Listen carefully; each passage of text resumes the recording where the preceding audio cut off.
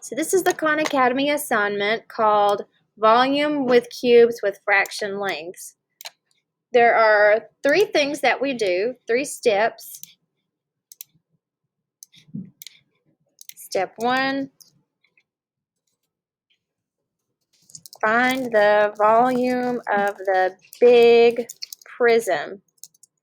Step 2, find the volume of the little cube. We'll call it tiny cube. Third step, divide volume of big prism by volume of tiny cube. So our question asks, a rectangular prism with a volume of 5 cubic units is filled with cubes with side lengths of 1/3 of a unit. How many 1/3 unit cubes does it take to fill the prism?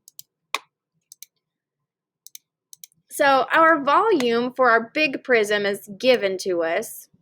We know it's 5, but we do have to calculate the volume of our tiny cube.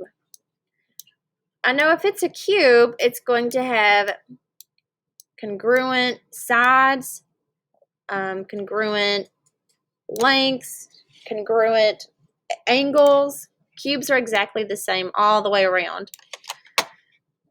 So if the side length is 1/3, that means the height is 1/3, and that also means that the width is 1/3, a unit. So to find the volume of the cube, volume of anything is length times width times height. Length times width times height. 1 times 1 times 1 is 1. 3 times 3 is 9. 9 times 3 is 27. So volume of the big prism was 5. It just gave it to us. Volume of the tiny cube, 1/27. Then it says divide the volume of the big prism by volume of the tiny cube. So the big prism, 5/1, divided by 1/27. Keep, change, flip to divide fractions. 5/1, change, divide to multiply, flip, or use the reciprocal, 27/1. So now we have 5/1 times 27/1. We can't simplify anything because our denominators are both 1. Sometimes you can simplify before you multiply, but not right now. 5 times 27. We'll have to work that out on the side. 5 times 7 is 35. 5 times 2 is 10 plus 3, 135. So our answer is 135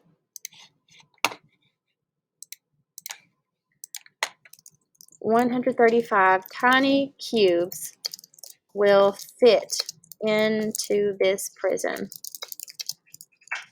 That's a coincidence because that's the last answer of the last one.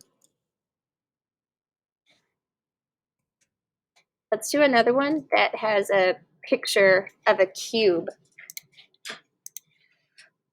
Am I going too fast? Did you guys get to write that along with me? Okay. Okay. I'll try to think about that and go slower. This is the same one again. Go ahead and draw your cube. It's like a, it's not a cube. I didn't mean, it's a rectangular prism. Did we? Oh, no. I think we had a 3/4 for our width, but I think it's similar.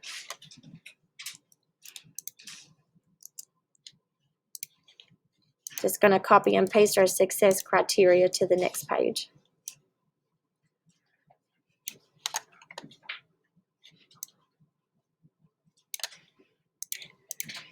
Okay, our question, we have this big prism, we have a tiny cube with a side length of 1/3 centimeter, and it's asking how many cubes with side lengths of 1/3 does it take to fill this prism?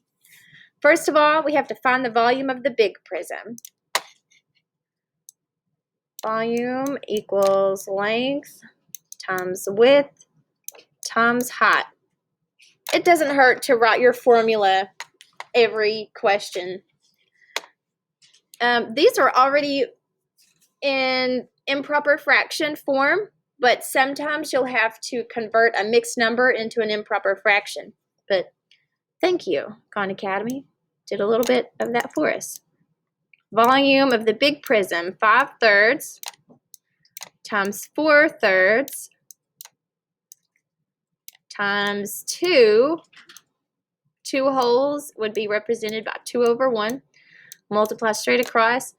I don't see any opportunities to simplify before we multiply. 5 times 4 is 20. 20 times 2 is, 40. I started to write something else. 40, definitely 40.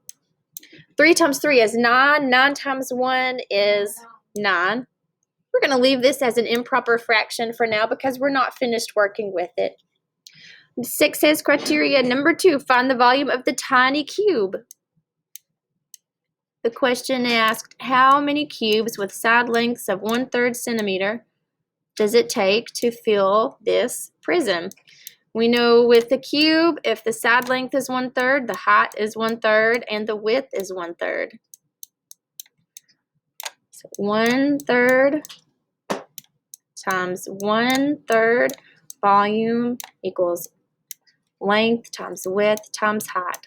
Wait, is that how you got the volume of the tiny cube? Yep, length times width times height. And because it's a cube, we know that the side length is going to be equal to the height, and that's also going to be equal to the width because that's a cube.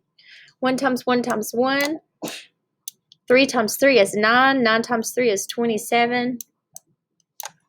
So we have 40 over 9. That's the volume of the big prism. Now we're dividing by the volume of the little prism. 1/27. Keep, change, flip. We'll have 40 over 9.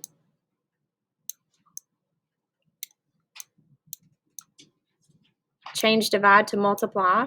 And flip 1/27 to 27/1. Here's an opportunity to simplify before we multiply.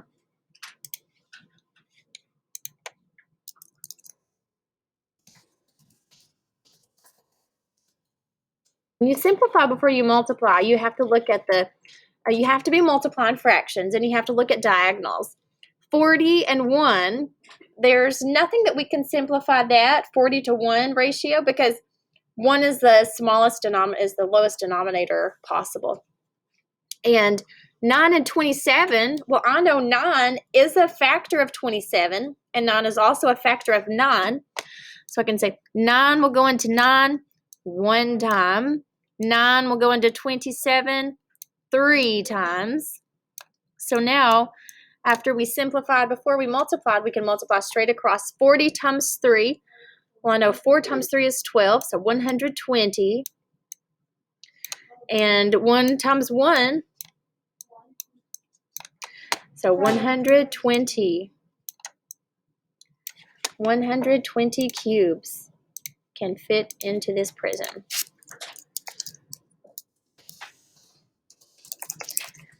If the cubes have a side lengths of 1/3.